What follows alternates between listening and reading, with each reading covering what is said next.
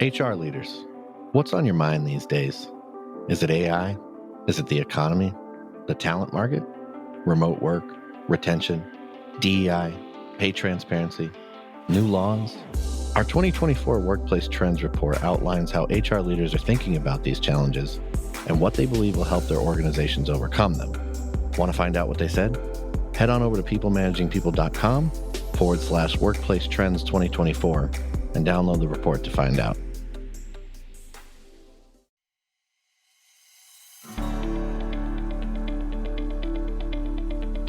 There are a lot of misconceptions about HR. I bet you even have 2 or 3 in mind already. But the reality is that HR is underestimated and underutilized for the level of impact that they could have. So what truly is the role of HR? What are the misconceptions about HR's function, and how can you overcome them to make a greater impact in your organization? Welcome to the People Managing People podcast. We're on a mission to build a better world of work and to help you create happy, healthy, and productive workplaces. I'm your host, Becca Banyard. Today, I'm joined by Dr. Keri Ohlrich, an HR veteran with over 20 years of experience and CEO of Abbracci Group, an HR consulting firm. She's going to be sharing with us what the role of HR really is, how leaders can empower and support HR managers, and how HR professionals can use something called the CHARGE framework to drive business impact. So stay tuned. Keri, welcome to the show. So great to have you here today. Thank you so much for having me, Becca. I'm honored to be here. So we're going to be diving into what it takes to make impact in your organization as an HR manager. But I'd first love to just learn a little bit more about you. If you could just share just a bit about your background and what you do. That's like the hardest question you're going to ask me the entire time, Becca, because I don't know how to compress my 100 years, it feels like, of working in life into 3 sentences. But let me try. So never thought I'd be in HR. So funny that I have a book now. So never started off that way. Started off in psychology, started off in wanting to help people. So you can kind of see a thread starting, making an impact. Then went to school for global HR, business and psychology, and then ended up doing a PhD in human development and then organizational systems. So if you think of HR, what is it? It's all systems and the individual. So it all kind of came together. And so originally from the Midwest, now live in Southern California. And I have had a career starting off in really big HR organizations. So seeing HR done at a 300 person level, which I didn't know any better. So I thought they were all that big. It was like, oh, wow, we have money and people and amazing. And then realizing, oh no, that's not everything. That's not everywhere. And so did a lot of the strategic work around performance management, was a generalist, ran employee relations center. So had some HR jobs in big organizations at headquarters, and then also did some startup. And then in 2016, I moved out to Southern California. My then business partner, friend, not business partner yet, she also moved for a different job, not planned. We did not plan this. And all of a sudden we said, you know what? We should probably start a business together. It's about the same time that Monica and I wrote the book. And so it all kind of just came together. And now we are, 6 years? We're going to be going on our 7th year together as business partners. And it's amazing. So we get to help HR people. We get to help companies do the HR. We get to help teams and coach. So it's beautiful. Let's jump into all things HR today. What do you see the role of HR being in an organization? I see it. Well, I know we'll talk, Becca, about how others may see it, but I see it as one of the most important departments. So I hear you salespeople who are like, we, of course, are the most important because we bring in revenue. And I totally get that. And you're my favorites. However, once you bring in the revenue, what the hell are you going to do with it? And how are you going to manage it? And how does the product get made or the services get rendered, whatever that is? I think HR has this most amazing power to help create the environment and the culture. The leaders own it, but HR helps and creates it. And then you also get to be this amazing employee advocate at the same time. So you get to do this great work for the business and make sure they're getting their goals aligned and driving their results. But then you can also really step in and help employees and change their outlook and give them a great place to work.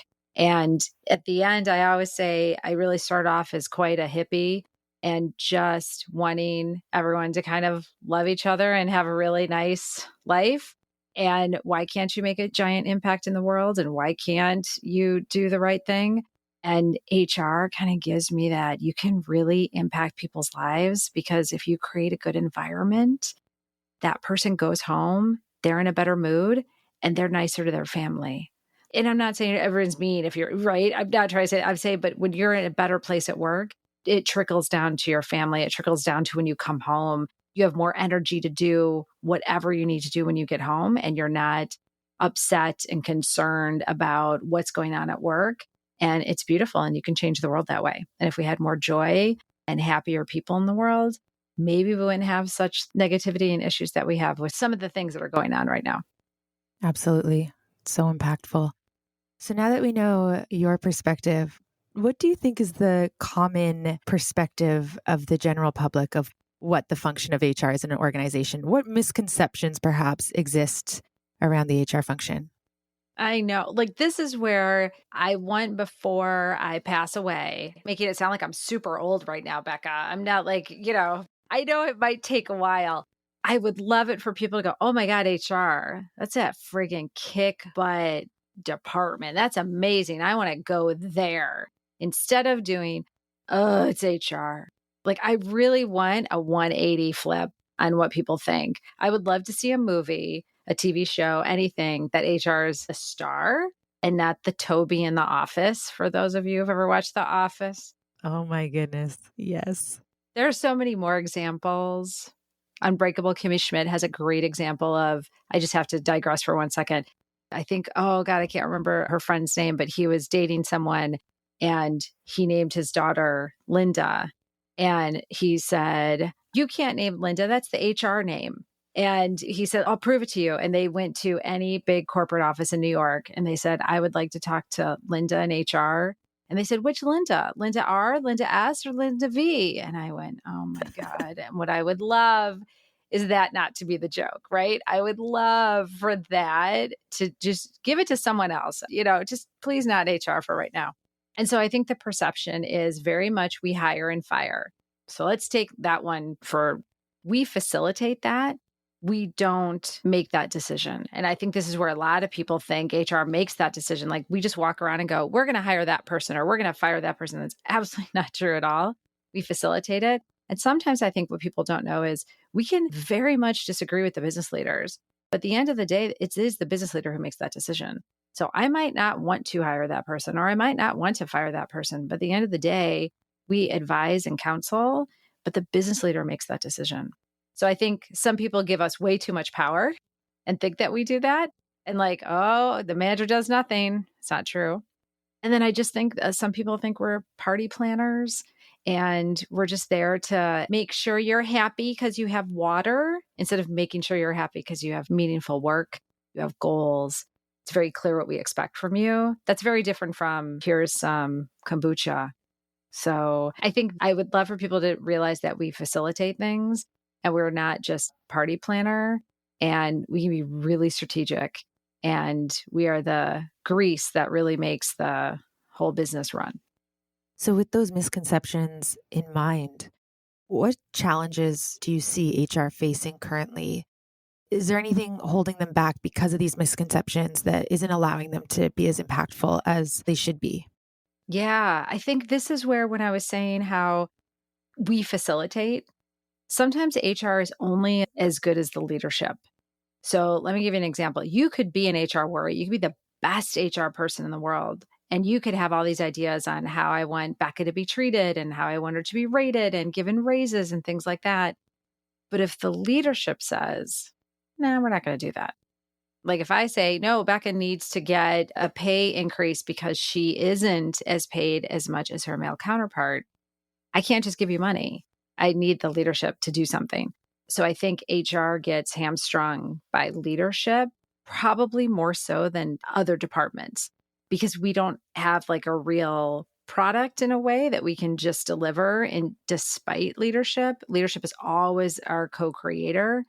And we might be wonderful warriors, but if the culture is really bad, if you have a leader, pick a leader in the headlines right now, maybe with a little blue bird. But I'm just saying, if you know that leader, I don't care what HR you have. If the leader's going around and firing people and doing all this kind of stuff, you can be a warrior, but it's really tough. So we're very dependent on leadership. So I think this is a great segue because you mentioned HR warrior in your response. So you co-wrote a book titled The Way of the HR Warrior. So what is an HR warrior? Just bottom line, it's someone who's really effing good at their job, right? So now let me try to make it a little bit more detail on it. So it's really someone who's passionate about making an impact at the organizational level and the employee level. And you are making an impact where the business views you as an equal, right? They're not oh yeah, I got to think of HR about that. They want you, they're inviting you in, and you're just an equal player. But it's really someone who takes that passion and wants to make a difference and wants to make an impact. That's really what an HR warrior is. It sounds really easy. It's hard to do. Oh, I'm sure. Yeah. So then how can somebody become an HR warrior? Yeah. Becca, thanks for asking. It's almost like we planned it that way, Becca. So in the book, we have a model because when Monica and I thought about writing this book, it was because we were frustrated with HR's perception and with some of our colleagues. And we were wondering why some did so well and why others weren't. And so we actually asked business leaders, why do you like this? Why do you like Monica? Why do you like Keri? And why don't you like Jim or something? And what is it that makes you want to have us in the meeting and others not? And say these things, which I've heard too many times. I want this also to be eradicated. Oh my God, I can't believe you're in HR. You're so different. I usually don't like HR. I want that to change. So Monica and I, in HR, there's a lot of talk around having a seat at the table and being a strategic partner. And so when you're in HR, you kind of get into HR and they just tell you, you need to be a strategic partner. They kind of don't tell you how to be a strategic partner. That's this big word, but I'm not sure how to do it.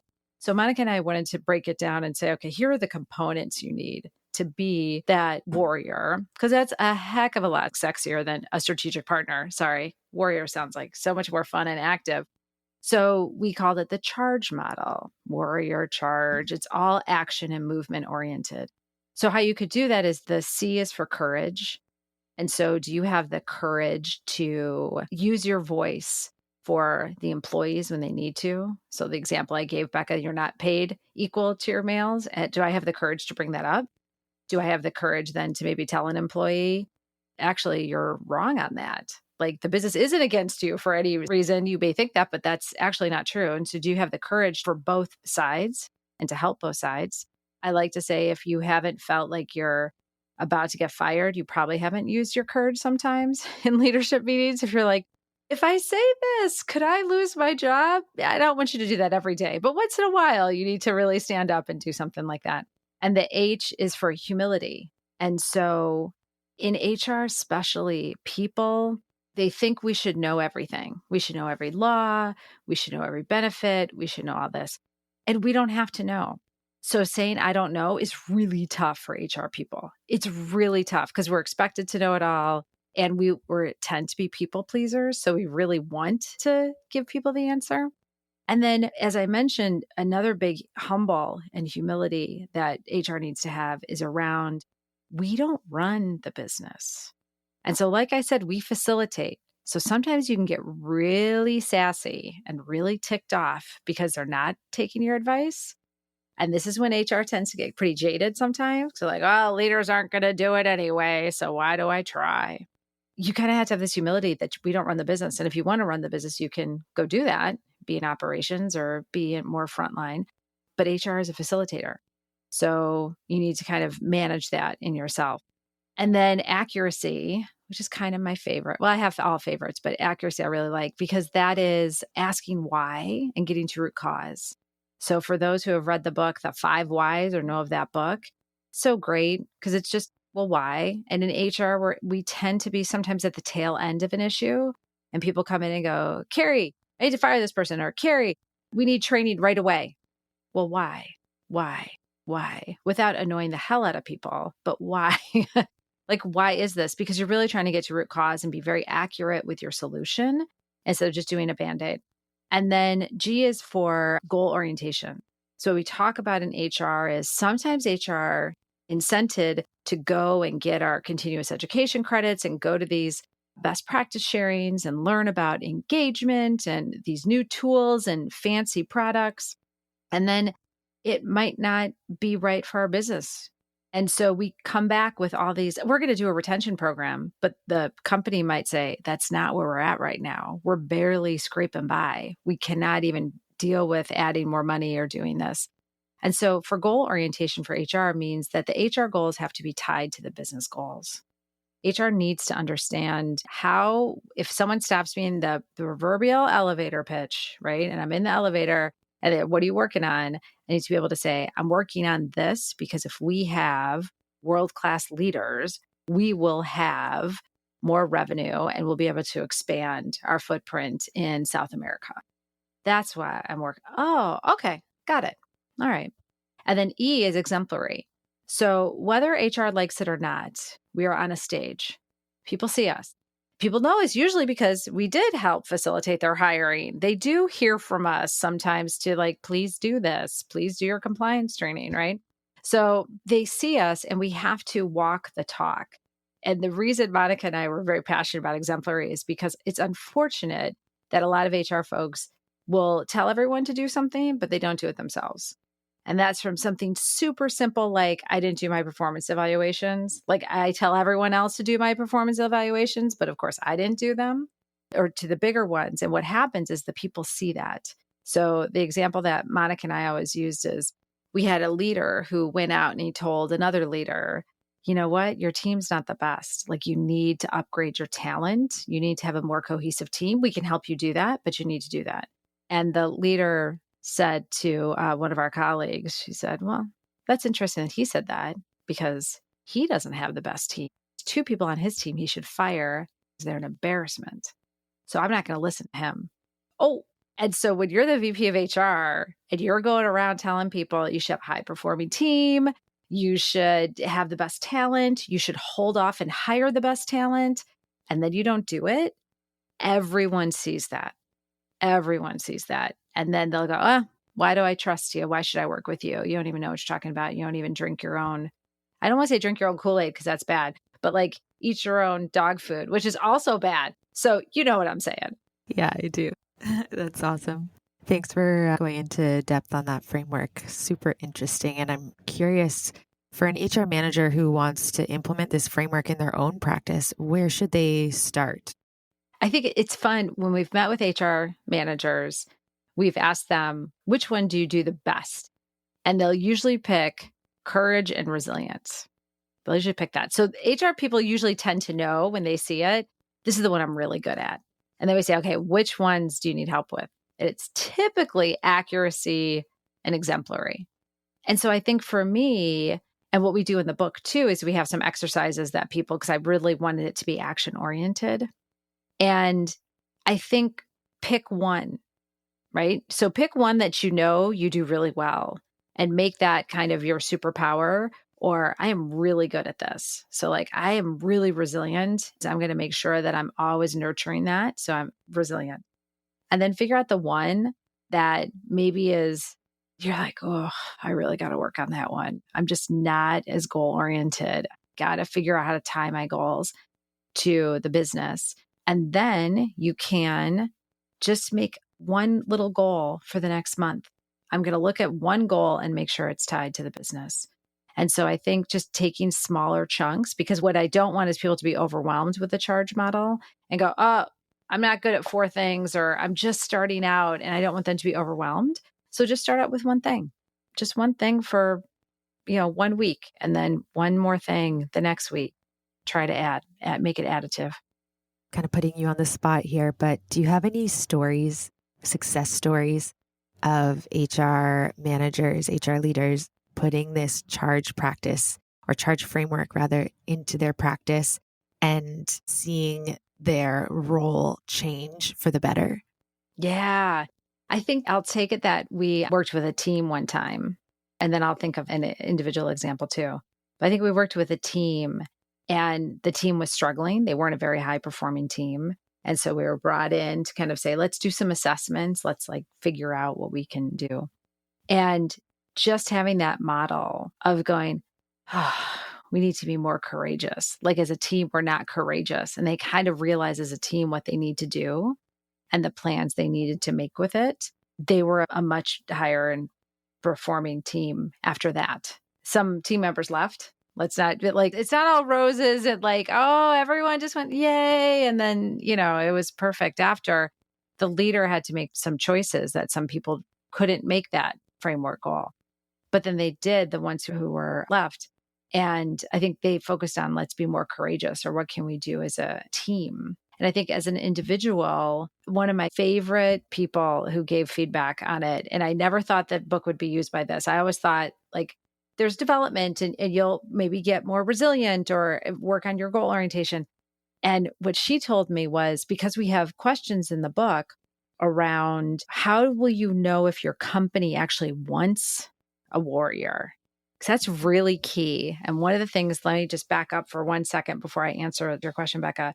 One of the things that Monica and I wanted is to make sure that HR people knew that the business is also a big part of how successful you are. We didn't want to write a book that said, you can be a warrior. And then HR people are like, but I can't get anything done. When you date, sometimes it's you, not me. Well, sometimes it is the company and not you. And so we have a whole chapter talking about the company, and maybe the company doesn't want warriors at this point. We have a list of questions that you should ask yourself, like, are you a fit? Because you might not be. And this woman told me that she used it when she was interviewing at companies. And so she's like, let me tell you what I do. I have it in my glove compartment. And she would be driving around to go to the interview. And she'd pull out the book and she would look at the questions. She's like, and that's how I knew I wanted to work for this company, because they could answer those questions. And I went, oh my God, that's like the best thing. I never thought about someone using it that way, but they use it as an interview book and interview questions. So they could make sure that they were finding the right match, so they weren't suffering as a warrior that no one wants. That's really cool that she was able to use it in that way. I had a previous podcast with another guest where I was asking about how somebody can identify if a company is going to fit their values or what they're looking for. So yeah, I'll tuck that one away. Yeah, it's really important, that culture fit, and especially for HR people, because you're so dependent on the leadership. If they can't answer some questions about even simple as budget or how they view HR, and you'll tell a lot by when you ask, what does a successful HR person look like? I've never had one before. Then you know what you're getting yourself into. Yeah. So it's important. So for the companies that do want an HR warrior, how can leaders empower their HR managers, support their HR managers so that they can make a greater impact? I think, so one, it's that even as a leader, being that self-aware to even know, what do I want out of HR to begin with? And what do I have some baggage? I think we all do in a way, because society has kind of told us from The Office and other cartoons and things like that, that like HR is, want. Like, look at your own baggage. Some of the leaders I've worked with who didn't like HR were at least very self-aware and told me, I don't like HR. I've never had HR that's been impressive. So how are you going to change that, Keri? And I always love that, because you knew exactly where you stood with them. You knew it. And so I think leadership needs to figure out, how do we even feel about them? And if I have some baggage, I probably need to clean that up a little bit before I hire one or try to bring them into the fold. So look at yourself first. And then I think for leaders, you just have to treat them like any other department. It's not an afterthought. It's not that they shouldn't be invited to the team meeting.